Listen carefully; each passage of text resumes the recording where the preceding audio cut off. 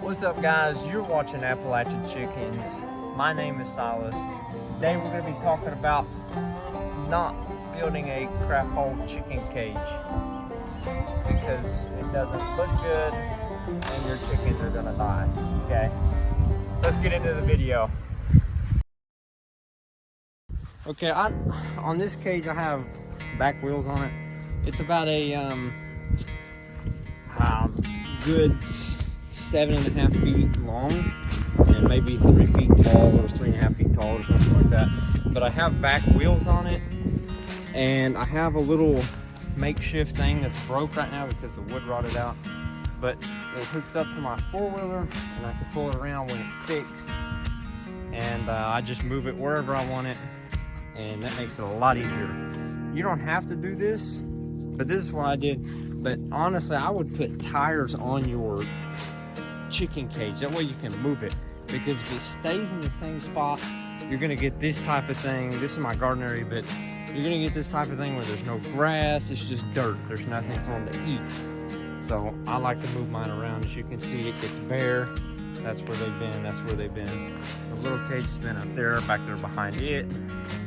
So you don't want it to get bare because they won't have anything to eat. All right, next up, we got a door here, okay? Obviously, you gotta have some way to get into your chicken cage. We're gonna swing around back here, okay? Here's your back door, all right? Now this back door, I just have little makeshift latches on it. You could get a metal latch, which is probably what I would do actually. Nesting box, we got that little eggy in there. And then we're gonna swing around front here, okay? Now this is the door that I have, all right? Some people have a little latch that can come off of here and stop the door. I just got this piece of wood because why not? It doesn't matter that much. And I'll put this piece of tin over it, just to keep the rain off them when it rains, because where are they spending most of the time at, right? They're gonna be down here, they're gonna be eating their waters down there. It's not right now. So right here you can see that I have little hinges, okay, all right there. And what I did was, when I was building the door, okay, I just ran the screen up just a little bit. This is 1/2 inch screen. I wouldn't get it. Honestly, it offers great protection, but as you can see, the dookie gets stuck in the bottom of the cage, and it tears really easily right here. This is when the wind got it, and it actually put a dent in the roof right there, as you can see. But don't get the 1/2 inch. I mean, you can, but like I said, I mean, we got dookie problems down here. Okay, so you want a nice, easy to open door, which is what this is. It's got good hinges on it. I mean, look, it swings. I take the piece of wood out here, and it swings down. Scrapes up against the house just a little bit, but it doesn't cause any damage. And yeah, there's your door. Now next, okay, this is all just what I did, and then I'll explain what makes a good chicken cage afterwards. I'm just showing you my cage. Now this is the little walkway. Now this is what the chickens use to get in and out of the house, okay? They have a little stairway. What I did was I took a 1x6 piece of decking board. Down there on the bottom, you can see it right here. And it's actually what this is made out of, pretty much everything except for the frame. It's a 2x4 frame. So what I did was I cut the 1x6 decking board, non-treated by the way, for the inside. Just, that's what I had. It doesn't, I don't guess it really matters because it's gonna be out in the weather. You probably want it to be treated, but I don't know if it's totally safe for them. But then I put 2x4 pieces on here that I just sawed off and screwed them down. And they can move. They do move, which is, I mean, I guess it's a good thing, but it's not really, because they turn with the chickens. But these have stayed pretty straight because I tightened them down pretty good. So we got the house right here. And now this right here, that way, that's the main house, okay? That was the first part of the house. That's what I first built when I first built this cage. But when I got more chicken, or when I had the idea to get more chickens, I wanted to hatch some out.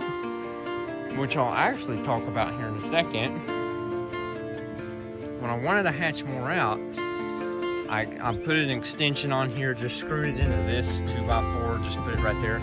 But if I get down here, you can see it's not totally straight anymore. After 2 years of being out in the mountain weather of rain, sun, snow, and sleet at the same time, because nobody knows how to explain it other than that, it sagged out, okay? And I don't have any supports underneath here, so it's a good cage, don't get me wrong, it is, but there's a few things that we need to improve about it to make it just a little bit better for living.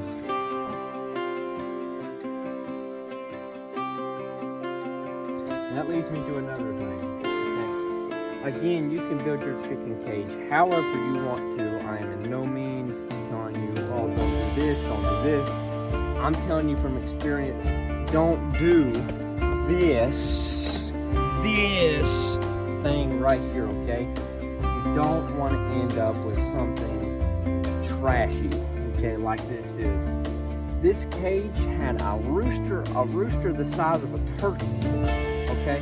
I'll show you, he's fat, okay? All that man has had is corn and grains for his entire life. It was built for a singular rooster, that's why it was small.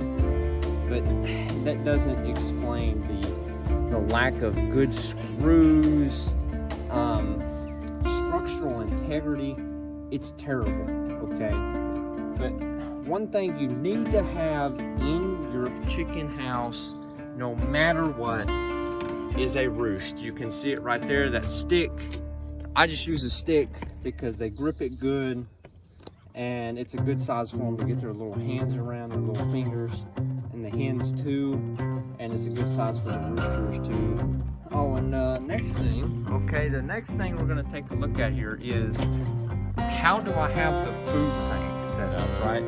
So I just have this little piece of 2x4 sticking out, and it's got a little hook on the end, and I just, just put them on there. And it's the same thing on the other cage, but not like this. We'll swing over there and I'll show you. Alright, so on this big cage, that's what I call them. I call this one the big cage, the crap hole little cage. And any chickens that live in the big cage is the big cage, okay? That's the big cage clan. That's the little cage clan, okay? They're both little far heads. You get over it, you get used to it. On the big cage, I have a rope attached to their water thing and their food thing.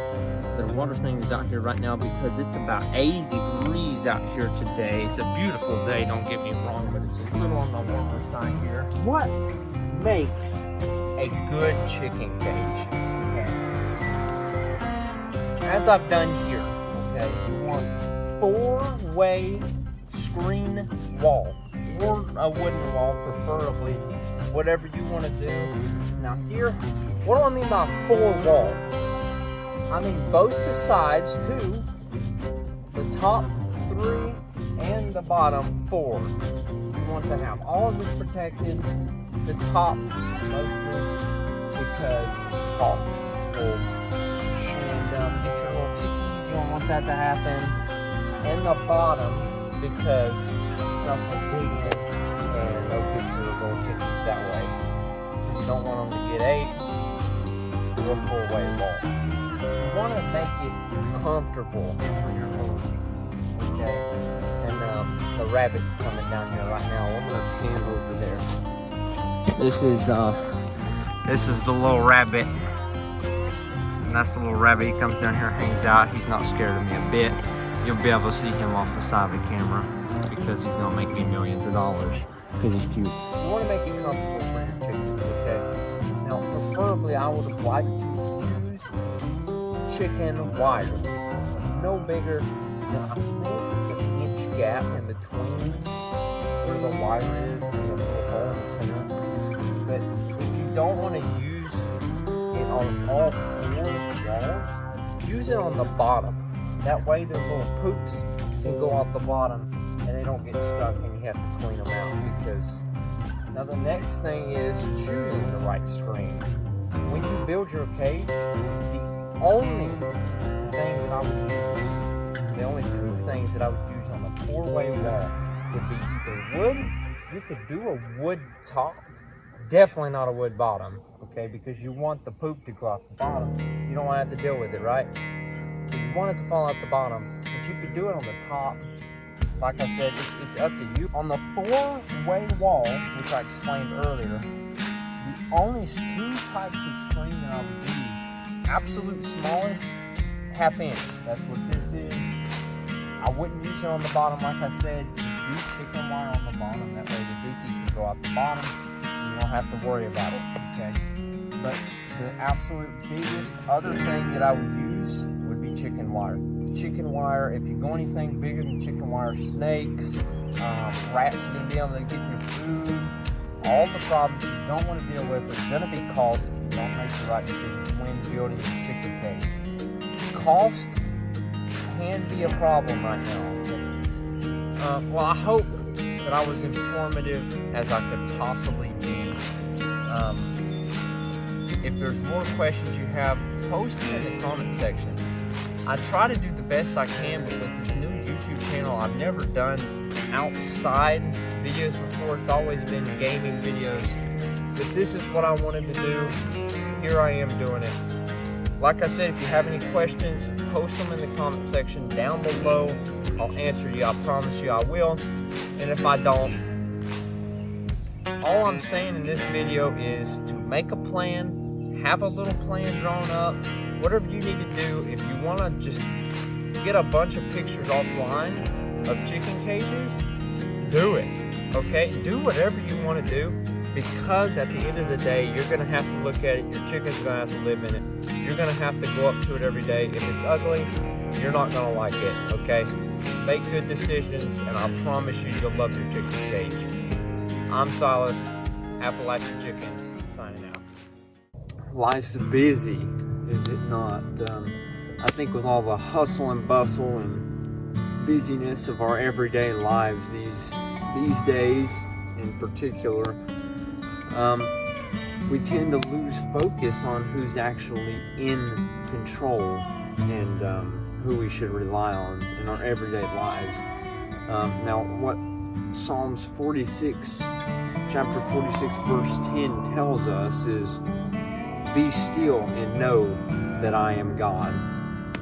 So, slow down, take a minute and go, I'm losing my mind over the situation, what I'm going to have to do tomorrow, how I'm going to have to fix this problem.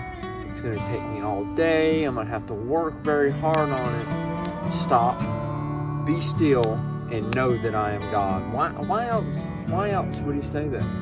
He knew that we would be so busy in our everyday lives that we could lose focus off of him. He knew that we would be so busy in our everyday lives that we would speed up and lose focus of what he is, he stands for, who he is, and understand that he's ultimately in control. And what that verse means is slow down, take a minute, and understand, hey, wait a minute, it's okay, it's fine, he's in control. And that's why I'm doing this right now. I want to put him first in this YouTube channel, and because ultimately he is the most important thing. I'm Silas, you're watching Appalachian Chickens. I'll catch you guys next time.